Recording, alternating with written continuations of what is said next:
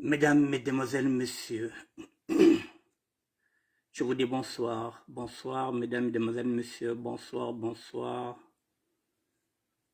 Bonsoir, bonsoir, Mesdames, Mesdemoiselles, Messieurs. Mesdames, Messieurs, je vous dis bonsoir.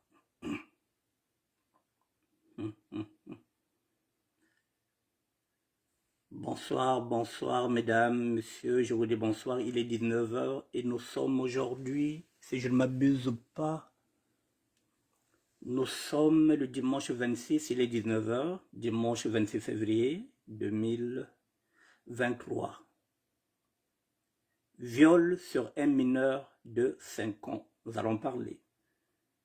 Un enfant de 5 ans a été violé dans une famille d'accueil. Les parents ont porté plainte. La police a refusé d'enregistrer la plainte. On en parle. Pourquoi la police a refusé?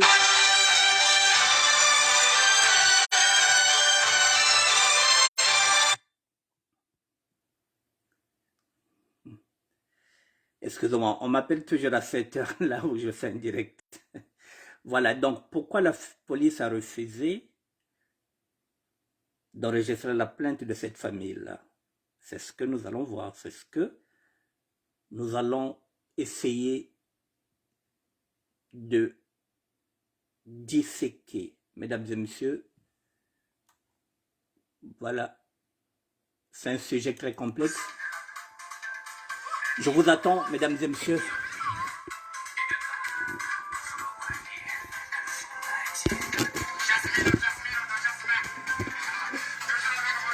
Madame Goma Mavis, bonsoir, Betty Mikunga.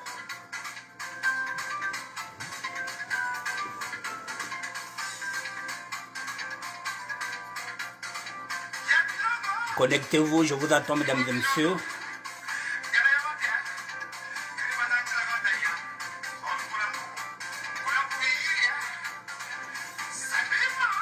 Je vous dis bonsoir, mesdames et messieurs. Une fille de 5 ans a été violée dans une famille d'accueil. Les parents ont porté plainte. La police a refusé d'enregistrer la plainte des parents. Et on doit diffuser, on doit en parler. C'est le rôle des réseaux sociaux, informer, partager. Ah, la fauve du Niari. Je te croyais à l'Obobo. Patrick Sabanzouzi, bon dimanche, merci. Bon.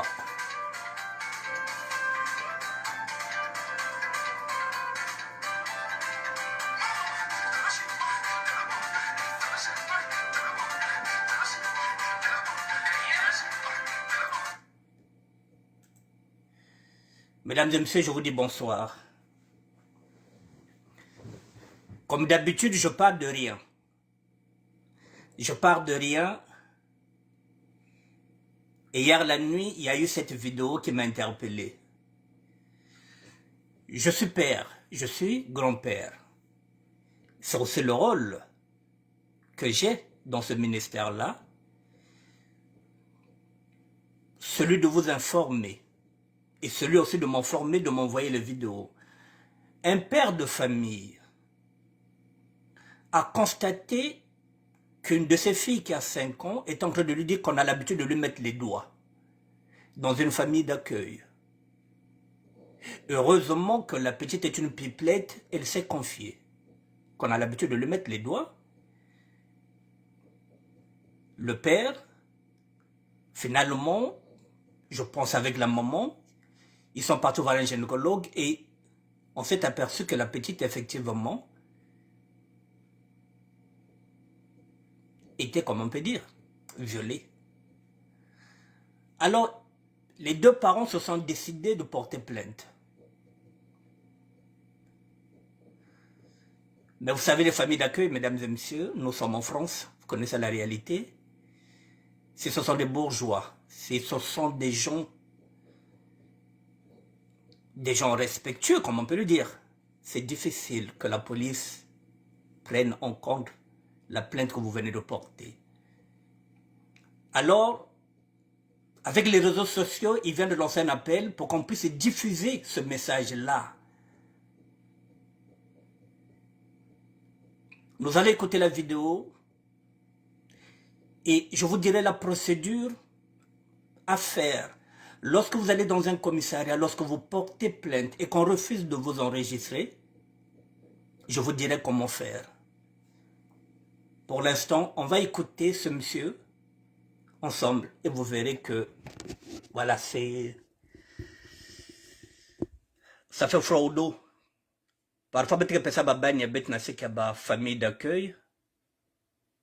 Peut-être que penser que c'est mindele, que c'est civilisé. En fait, compte, que c'est prédateur. Tokanisaka parfois topesaka bana na biso epai ya bamindele tolobi bo bamindele baza kuna topesa bana kuna na bafamille d'accueil. En fait de compte topesi bana epai ya baprédateur. Ebutu banzaka kotamana ko ana bala bet ko famille d'accueil parce que tout abo balenda parce que problème za zingi parce que parfois vous êtes seul, vous êtes femme au foyer, vous n'arrivez plus à vous occuper des enfants et on va placer vos enfants dans une famille d'accueil. Sauf que parfois dans cette famille-là, il y a des prédateurs. Monsieur Freddy Mikomo, le professeur de la SAP contemporaine. Bonsoir. Mesdames et messieurs, ensemble,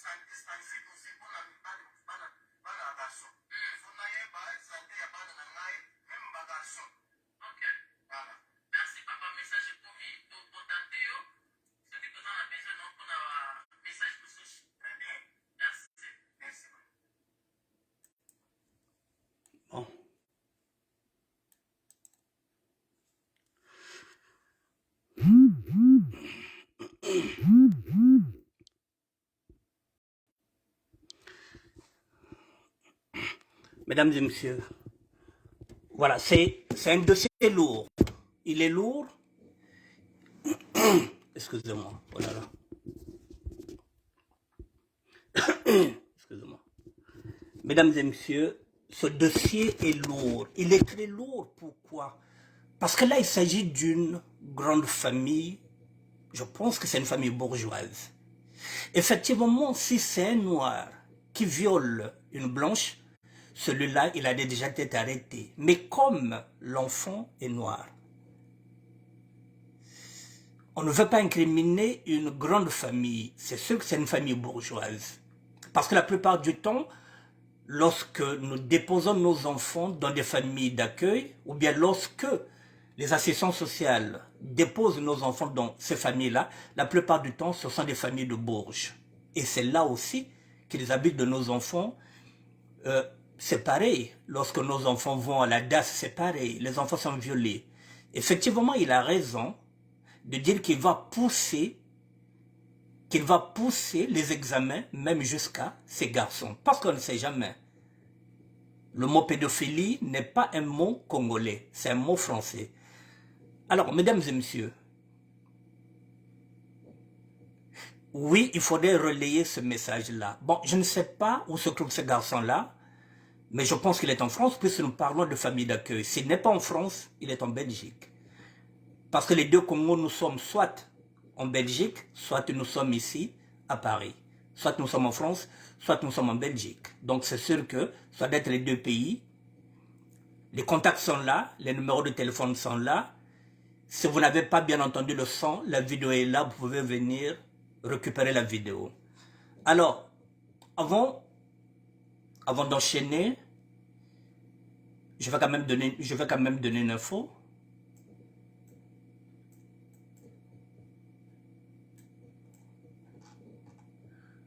Voilà, mesdames et messieurs, lorsque vous portez plainte et que la police refuse, le premier réflexe, c'est de regarder l'heure. Vous regardez votre montre, vous regardez la date et vous prenez l'adresse du commissariat. Vous vous dites que je suis parti dans tel commissariat à telle heure, vous regardez la date, vous prenez une photo pour le commissariat et vous faites cette démarche-là.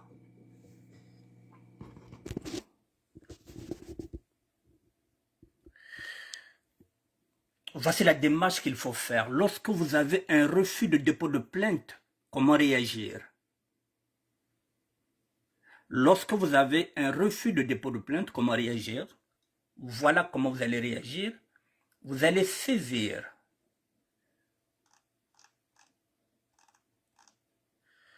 voilà, refus.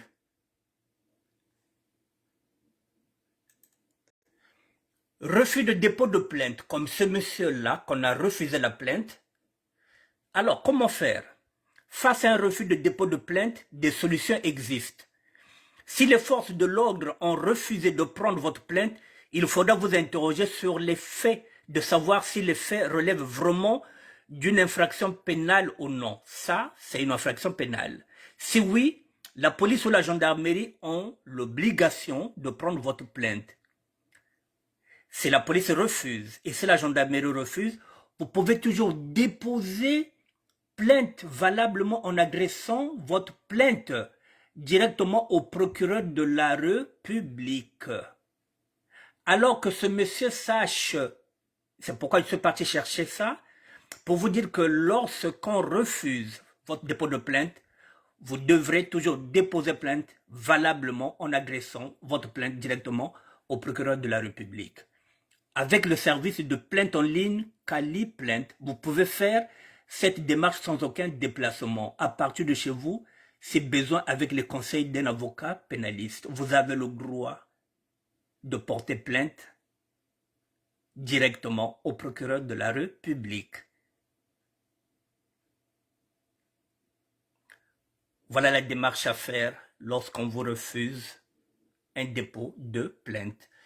Donc,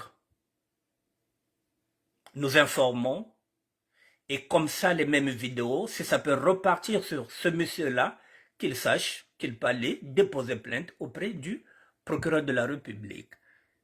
Maintenant, la police peut-elle refuser mon dépôt de plainte? Nous sommes sur ce cas-là. Non, ça y est là. En principe, la police ne peut pas refuser de prendre un dépôt de plainte dès que les faits révèlent une infraction à la loi pénale. C'est bien écrit, mesdames et messieurs, c'est pourquoi parfois, il faut qu'on sache quels sont nos droits. Voilà, c'est bien écrit. En effet, l'article 15-3 du Code de procédure pénale dispose que les officiers et agents de police judiciaire sont tenus de recevoir les plaintes déposées par les victimes d'infractions à la loi pénale. Il existe donc une obligation légale pour la police ou la gendarmerie de prendre la plainte d'une victime d'infraction pénale. Et lorsque on refuse, la plupart du temps, voilà, dans quel cas mon dépôt de plainte peut-il être refusé? Attention, les forces de l'ordre, police ou gendarmerie sont tenues de prendre votre plainte uniquement si les faits constituent une infraction pénale. Voilà, c'est une infraction pénale, mesdames et messieurs. Donc, voilà, un policier ou un gendarme peut refuser d'enregistrer une plainte lorsque l'absence d'infraction est incontestable sans nécessité de vérification ultérieure. Or qu'ici, il s'agit d'un viol qui a été constaté par les assistants sociales.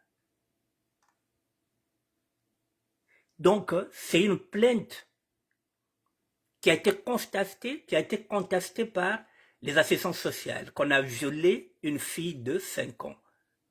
Donc, on est en train de protéger une famille française, au dépit d'une petite fille qui a 5 ans qui a été violée. Mesdames et messieurs, voilà la démarche à suivre. Vous avez qu'à les plaindre. Vous l'avez, je l'ai mis sur ma page, vous pouvez toujours aller revérifier. Mesdames et messieurs, voilà. Lorsqu'on dit que la France va mal, c'est ce qu'on appelle un déni de faciès, un délit de faciès. Tout simplement parce que nous sommes des Noirs. Il n'y a aucune raison que la gendarmerie ou la police refuse la plainte de ce monsieur. L'article est là, vous l'avez bien lu, il est là, l'article est là. Donc ceux qui seront en contact avec cette personne, il faudrait qu'elle fasse la démarche de porter plainte auprès du procureur de la République.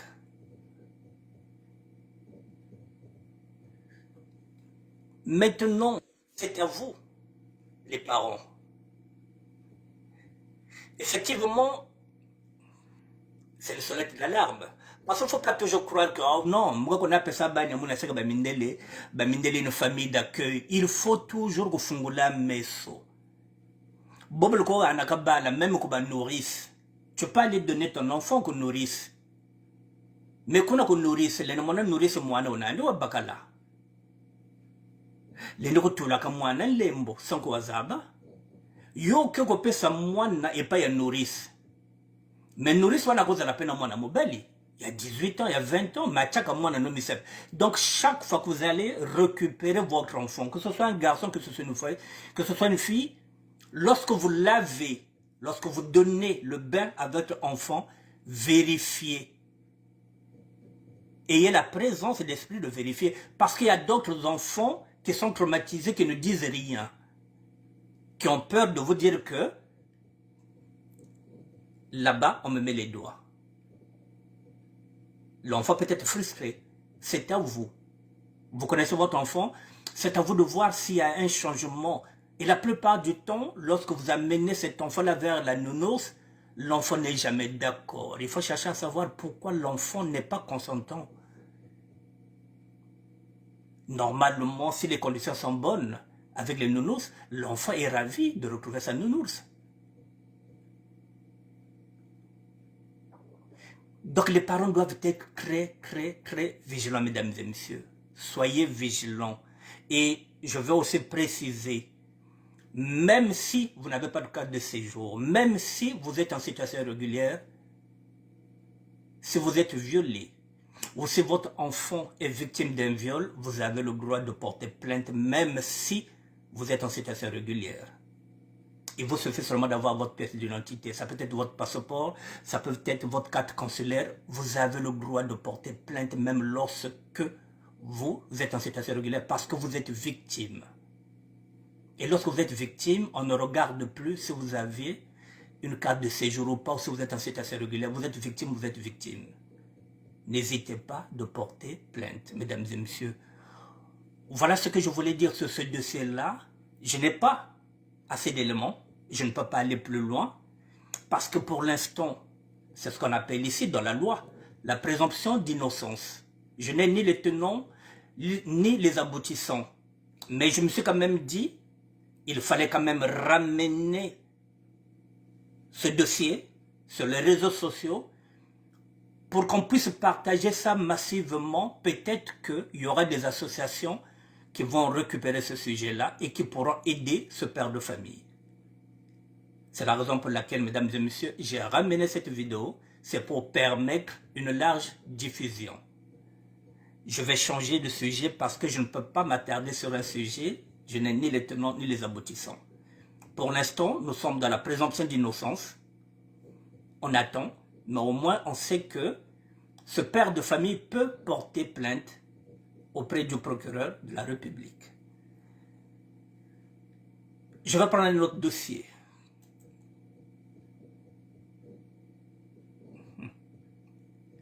Les dossiers se suivent et se ressemblent.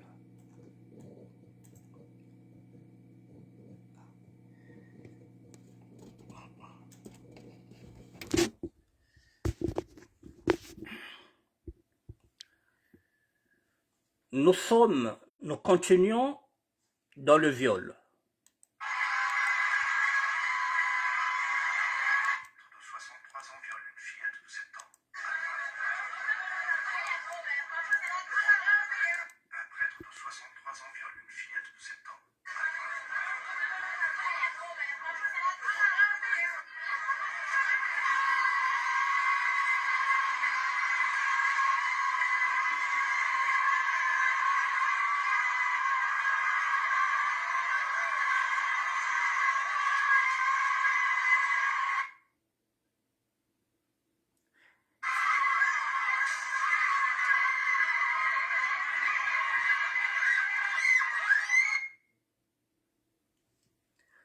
Bon, mesdames et messieurs, nous sommes en Pointe-Noire. Ça nous concerne, nous les chrétiens catholiques. Un prêtre de 63 ans viole une fillette de 7 ans.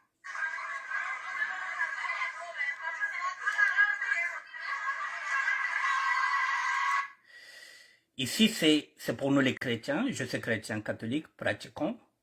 C'est un prêtre de 63 ans qui a violé une fille de 7 ans. Nous sommes en Pointe-Noire. Et là aussi, j'ai l'habitude de critiquer les pasteurs. J'ai l'habitude de critiquer les églises de réveil. Il est aussi de mon devoir en tant que chrétien catholique aussi de critiquer la religion qui est la mienne, le christianisme. Voilà, ça nous fait du tort, ça nous fait du mal, ça nous fait une mauvaise publicité. Déjà, nous avons des difficultés pour avoir des fidèles. Avec ces histoires de pédophilie, le pape a mis une commission pour juger les pédophiles. Aucun homme, surtout encore que un prêtre qui va violer une fille de 7 ans, une fille de 7 ans c'est encore un enfant, c'est encore un bébé, c'est pas une femme. À Pointe-Noire, il y a beaucoup de femmes. Il y a beaucoup de femmes maintenant qui ont, à partir de 18 ans, 20 ans, il y a beaucoup de femmes. Un prêtre catholique qui va violer une fille de 7 ans, je me suis dit, bon, la charité bien ordonnée aussi commence toujours par soi-même. Nous avons l'habitude de critiquer les autres, de critiquer les pasteurs, de critiquer les églises de réveil.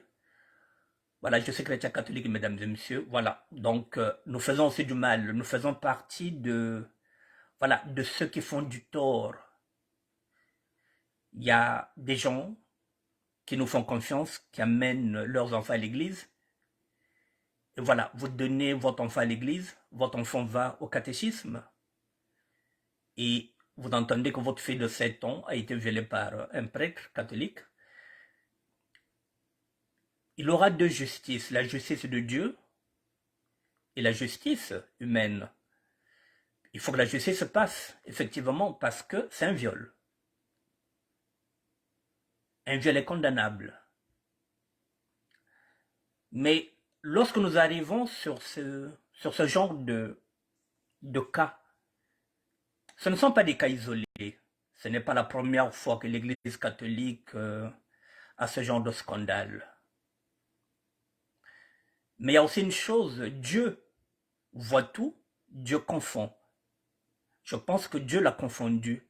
Et je pense que ce n'est pas la première fois qu'il a violé. Comme on dit, 99 jours pour le voleur et un jour pour le propriétaire. Je pense que Dieu l'a confondu pour vous dire que voilà, le prêtre là que vous voyez se cache derrière mon nom. Il n'est pas mon serviteur. Voilà, mesdames et messieurs, parfois lorsqu'on va à l'église, on pense que nous sommes dans la maison de Dieu. Non. Toutes les églises n'ont pas une âme. Il y a des églises, lorsque vous rentrez à l'intérieur, l'ambiance est tiède. Vous sentez qu'il n'y a pas la présence de Dieu dans cette église parce que celui qui est dedans n'est pas au service de Dieu, il est au service de Satan. C'est pourquoi on vous dit que Dieu n'est pas à l'intérieur de l'église. Dieu est partout. Ne perdez pas votre foi parce qu'un prêtre a violé une jeune fille. La Bible nous dit, ne jugez pas, oui, mais nous avons le droit de condamner. Mesdames et messieurs, en tant que chrétien catholique, oui, je condamne ce viol. Et j'espère que la justice se passera. Je vous laisse encore, on va écouter ensemble, parce que je n'ai rien d'autre à dire. Je vous laisse écouter. 63 ans viole une fillette de 7 ans.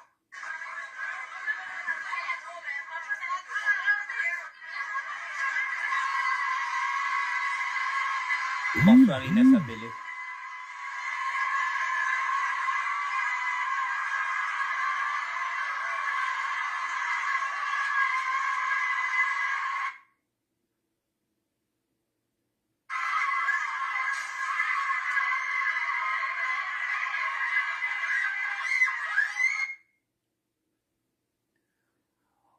Voilà, vraiment c'est désolant. C'est désolant, ça nous fait une mauvaise pub. Mesdames et messieurs, oui, c'est vrai que ce sont les mêmes qui nous enseignent. On essaie de faire des efforts pour ne pas tomber dans ce genre de péché. Les femmes aujourd'hui, il y en a beaucoup, il y en a partout. Il y a des femmes à 18 ans, il y en a aujourd'hui, il y a plus. Dans chaque parcelle, il y a des femmes qui sont là, qui attendent. Un père de 63 ans. C'est vrai que la Bible nous dit ne jugez point. Mais il faut se mettre aussi à la place des parents. Il faut se mettre à la place des parents qui vous font confiance. Ils vous abusent de leurs enfants. Vous dites que vous êtes prêtre, catholique. Ça, ce n'est pas un pasteur qui l'a fait. Voilà, ça touche l'église catholique. Voilà, le chrétien catholique que je suis. Voilà, nous sommes peinés. Mais, voilà. Restez debout, gardez la foi, mesdames et messieurs, parce que ce n'est pas Dieu qui a construit les églises. Ce n'est pas Jésus-Christ qui a construit les églises. Celui qui a construit l'église, c'est un homme comme vous et moi. C'est pas Dieu. Donc Dieu n'est pas dans l'église. Il est partout. Il est dans votre chambre. Il est à la maison. Vous n'êtes pas obligé d'aller à l'église pour croire en Dieu. Voilà. Ayez foi. Gardez votre foi. Le salut est personnel, mesdames et messieurs. Et la foi est individuelle. Voilà. Lui, maintenant, il va rendre ses comptes. Il va rendre ses comptes auprès de Dieu. Il rendra aussi ses comptes auprès de la justice. Si il y a une justice au niveau du Congo-Brazzaville, voilà, S'il est connu, s'il a des relations, il s'en sortira. Mais s'il n'a pas de relations au niveau du Congo-Brazzaville, c'est ce que minimum, normalement, il prendra au moins 15 ans d'emprisonnement, et encore. Et encore.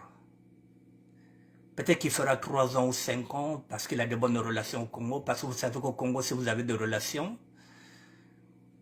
vous pouvez même tuer quelqu'un et puis vous faites 2 ans, 3 ans, vous êtes dehors. Voilà, donc, voilà, je compatis à la famille et voilà, ça nous touche maintenant, nous. Ce ne sont pas les églises de réveil cette fois-ci qui sont pointées, c'est nous, l'église catholique.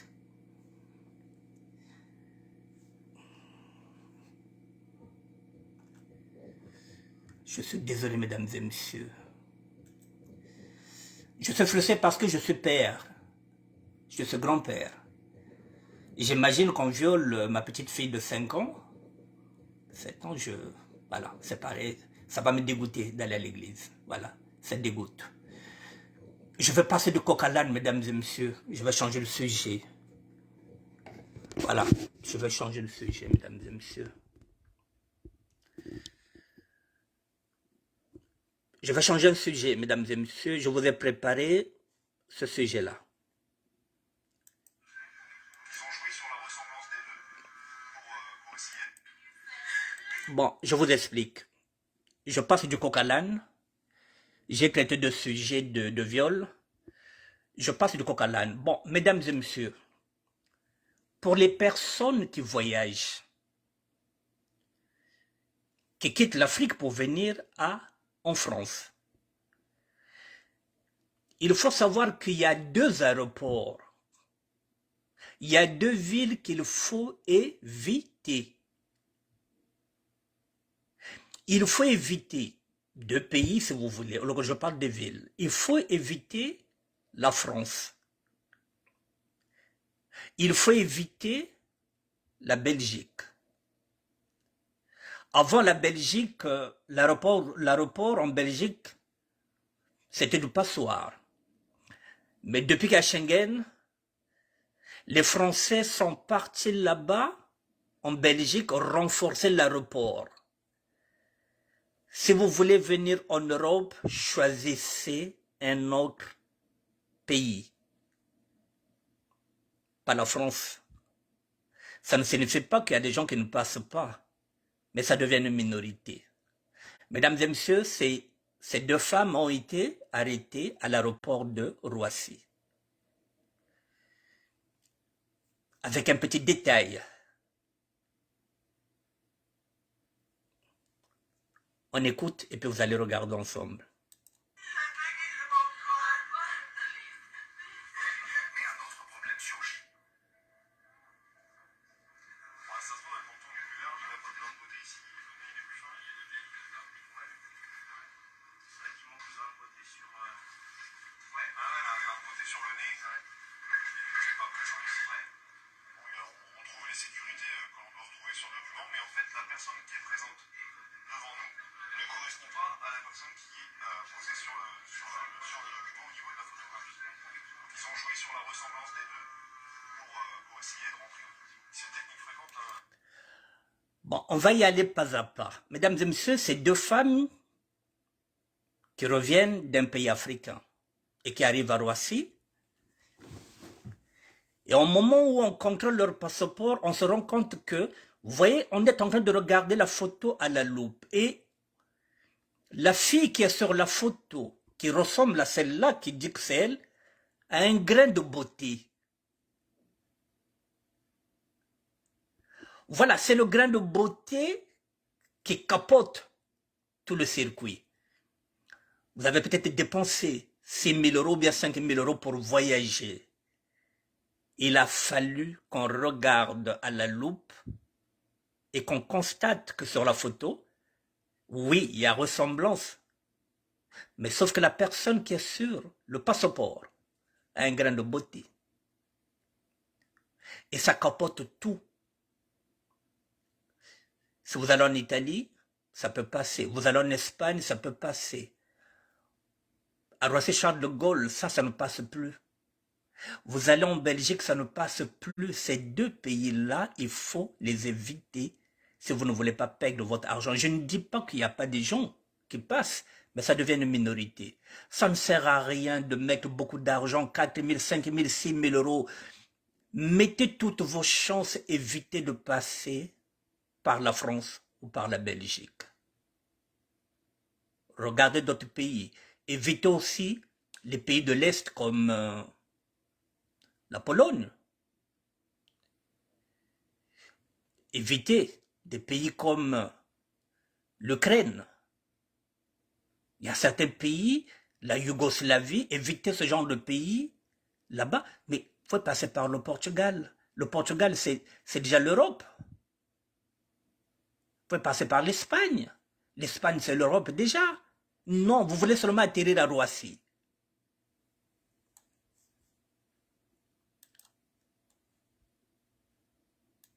Ils utilisent par le biais de complicité, mais souvent c'est soit un membre de la famille ou un ami.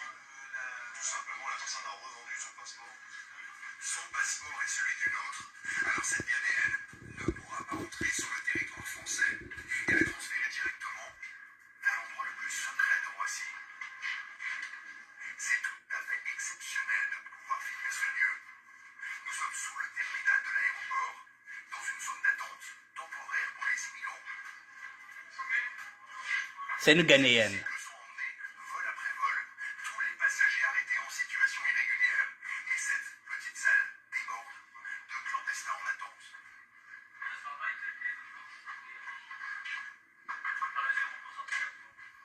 Ok, merci. Le capitaine Clabaud doit gérer les dossiers de ces clandestins. Sa mission, c'est justement de vider la salle d'attente.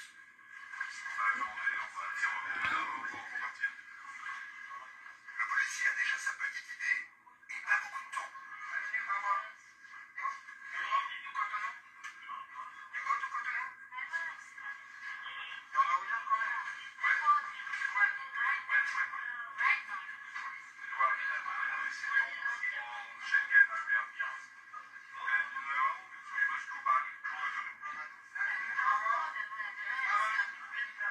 La femme ne veut rien entendre.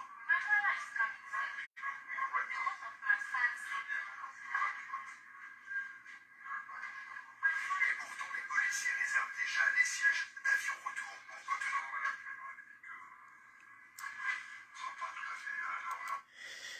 Mesdames et messieurs, je vais y aller doucement, doucement. Et après, je vous mettrai la vidéo. Vous comprenez, la fille est ghanéenne. Alors, lorsqu'elle arrive, elle est trahie parce qu'elle n'a pas de grain de beauté. Ici, nous sommes ce qu'on appelle dans une zone de transit. Donc, tant qu'on ne met pas le cachet de sortie, vous n'êtes pas encore en France. Vous êtes dans une zone de transit. Et ce commandant-là sait que il a 15 minutes pour ramener encore les deux filles dans l'avion qu'elles sont venues. 15 minutes. Dans 15 minutes, il faut renvoyer ces deux filles-là avant que l'avion ne reparte. Ce serait sur les frais de cet avion-là, ce ne serait plus Air France. Ils ont 15 minutes. Là, elles ne sont pas en France, elles sont encore dans une zone, ce qu'on appelle de transit. Je vous donne un exemple concret. Quelqu'un arrive à Brazzaville, il est à Maya. Bonsoir Jean Lusaku. Tant que vous ne sortez pas, tant qu'on ne vous met pas le cachet, vous n'êtes pas encore au Congo. Vous êtes dans une zone de correspondance parce que là, de là, vous pouvez partir à Kinshasa, de là, vous pouvez partir à Cotonou, de là, vous pouvez partir en Côte d'Ivoire. Pour être à Brazzaville, il faut qu'on vous mette le cachet et vous sortez en ce moment-là, vous êtes à Brazzaville. Donc ces filles-là sont à l'aéroport de Roissy, mais dans une zone de transit. Elles ne sont pas encore en France. La nuance, elle est là. Et ce commandant-là, il a 15 minutes pour expulser ces deux filles.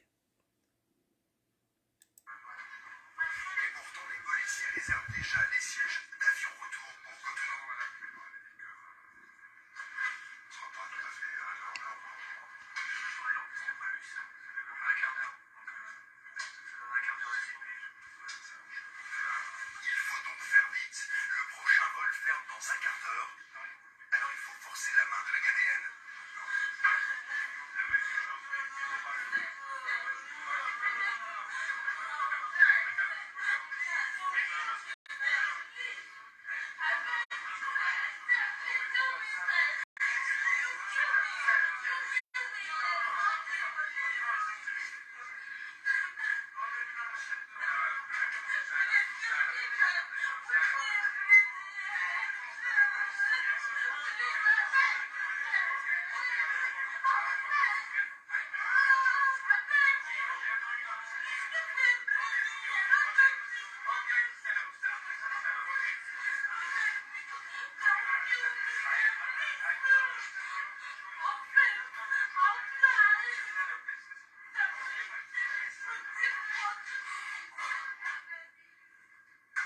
Les femmes ne comptent pas laisser passer leur chance, car dans cette salle émouvoir, c'est le tout dernier moyen pour tenter de rester en France.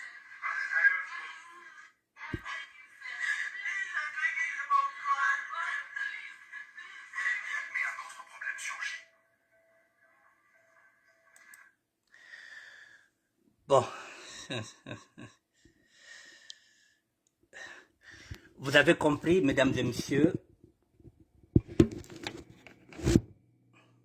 On a bien dit que dans cette salle-là, ces deux filles, la seule chance qu'il leur reste, c'est d'émouvoir. C'est-à-dire que pleurer, faire du cinéma, pour que la police puisse avoir pitié. Mesdames et messieurs, on peut déjà deviner la suite. Il y a la caméra. La caméra est en train de filmer. On peut deviner que les 15 minutes, dès qu'on a fini de filmer, on les a menottés de force, on les a ramenés. Mais là, comme il y avait la caméra, nous sommes en France, nous sommes en Europe. Nous ne sommes pas en Afrique où on peut soudoyer, ou même si elles ont 1000 euros, qu'elles peuvent donner par exemple au capitaine. Non, ici ça ne se passe pas comme ça.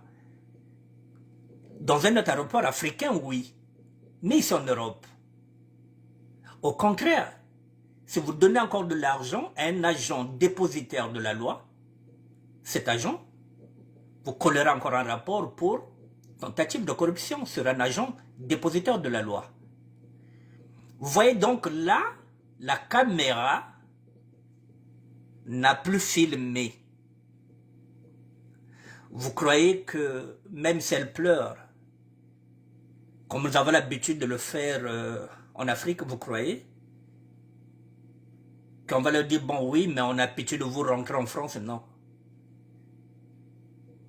Je ne pense pas. Voilà, la caméra s'est arrêtée de filmer parce que le journaliste l'a même bien dit que c'est rare qu'on leur autorise de filmer. Vous voyez, mesdames et messieurs, pour un grain de beauté, imaginez qu'elles ont mis 6 000 euros, 6 000 euros. C'est gâté. Donc, français. Donc, Bob le sac à cop, Bob le monakacho, doublette ou ressemblance. Côté au Portugal. Portugal, le bon le bus, il est en Espagne. Vous êtes déjà en Europe, si vous êtes au Portugal. Vous êtes en Espagne, vous êtes bon bus à côté de Paris. Donc, là, il y a une doublette à ressemblance. Et nous mettons l'Indien. Dans moi, grand docteur, il y a une loupe. Donc, ben est obligé de venir l'autre par Roissy, dans la Belgique. Deux pays, qui sont Cuba. Le ratam, oui, Belgique va PPL, mais il y a PPL, il est même parce que même en Italie.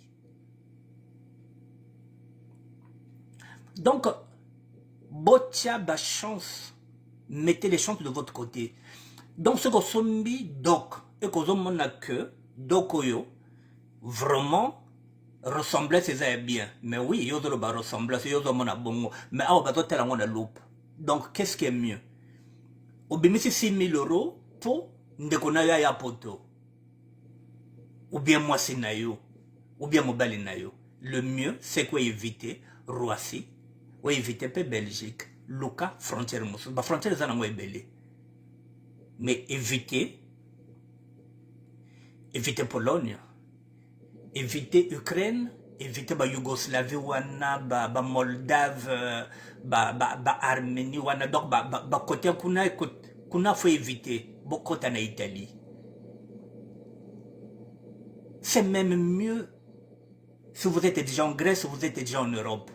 Il est mieux même au pouce en Turquie, parce que si tu es déjà en Turquie, si tu es en Turquie, tu ne peux pas rentrer en Allemagne. C'est impossible. En Allemagne, on ne rentre pas n'importe comment, au Kotati. Donc, si vous êtes en Turquie, bêta match au côté Grèce. Et puis, quand tu es en Grèce, c'est fini, tu es déjà en Europe. Voilà, ça ne sert à rien. Mesdames et messieurs, c'est sûr et certain que ces deux filles ont été menottées. Dès que la caméra s'est éteinte, elles sont reparties. Il n'y a aucune raison qu'elles rentrent. Il n'y a aucune raison. Puisque les passeports sont faux. Alors dites-moi, pour quelle raison on va les faire rentrer en France? Ne soyez pas dupes. Voilà, Ghana. Donc, on revoit ça pour la dernière fois. Et puis, je vais vous remettre ça. Je vais vous mettre ça sur ma page. Vous pouvez voir ça parce que je n'avais pas eu le temps de mettre ça sur ma page. Donc, je mets. Donc, dites à ceux-là qui viennent d'éviter Roissy et d'éviter la France et d'éviter la Belgique. Voilà. Donc, je remets ça. Et puis, après, je vous mettrai ça sur ma page. Comme ça, vous pouvez récupérer ce documentaire.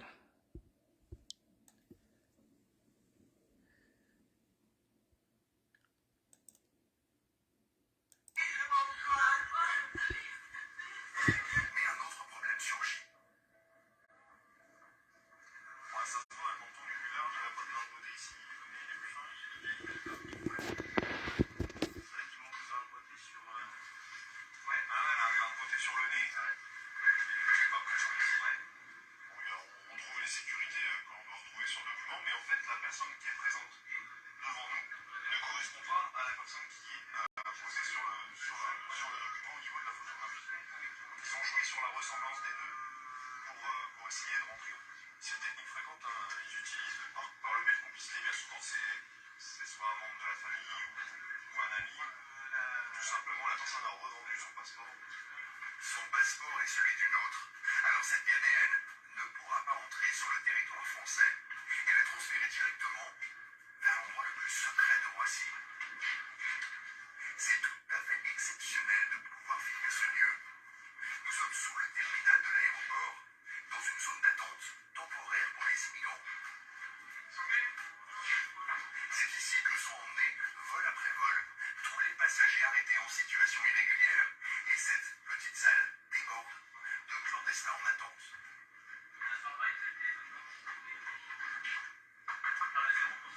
Vous voyez tout ça? Le capitaine Clabaud doit gérer les dossiers de ces clandestins. Sa mission, c'est justement de vider la salle d'attente. Si vous m'attendez, on va dire bonjour madame, on va partir. Le policier a déjà sa petite idée et pas beaucoup de temps. 15 minutes.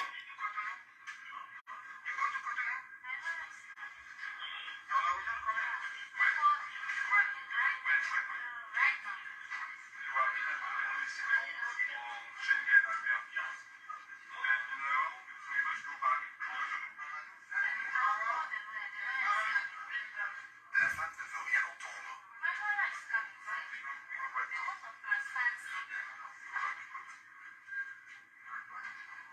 Et pourtant, les policiers réservent déjà les sièges d'avion retour pour Cotonou. On sera pas tout à fait à l'heure.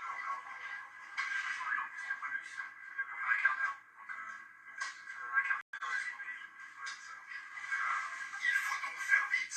Le prochain vol ferme dans un quart d'heure. Alors il faut forcer la main de la Ghanéenne.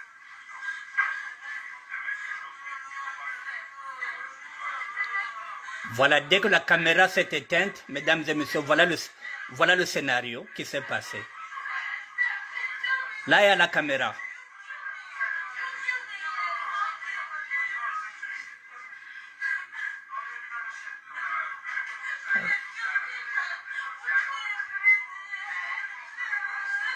Là, il se gêne parce qu'il y a la caméra.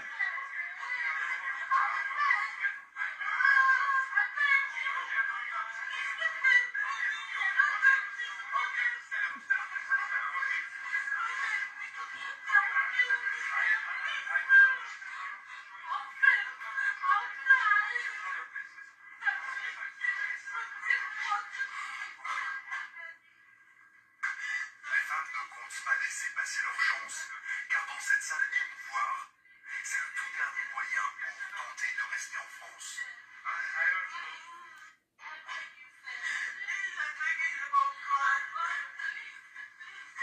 Et un autre problème sur...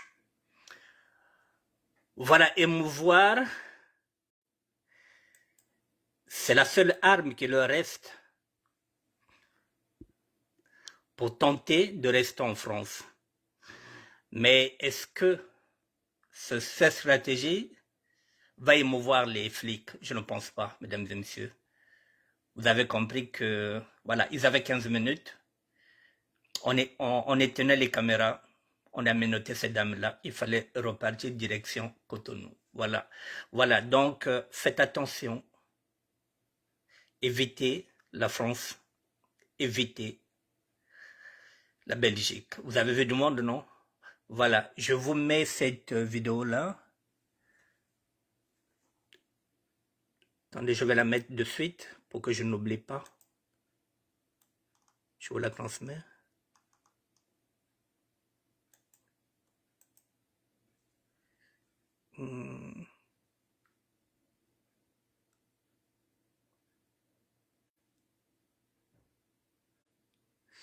Bon, je vais le faire tout à l'heure, mesdames et messieurs. Voilà, je vais le faire tout à l'heure. Je vais vous mettre ça. Je mettais ça sur ma page, hein, la vidéo, comme ça vous viendrez la chercher à l'intérieur. Voilà, mesdames et messieurs, j'ai fini. Je vous dis bon dimanche. Voilà, la semaine prochaine, si Dieu le veut, parce que c'est Dieu qui nous donne le souffle de vie. Voilà, bon dimanche à tout le monde. Jeanne Lusako, merci d'être là. Inès Abélé, merci. Jeanne Miruntima, merci. Voilà, je serai là la semaine prochaine, si Dieu le veut. C'est lui qui nous prête vie. Merci la Queen Mère. Merci à tout le monde. Merci à Freddy Mikomo, avec lequel je travaille souvent sur ces dossiers-là. C'est Monsieur Google. C'est lui qui va faire la recherche lorsque je suis fatigué. Merci Freddy Mikomo. Merci à vous, mesdames et messieurs. Voilà. Et à la semaine prochaine.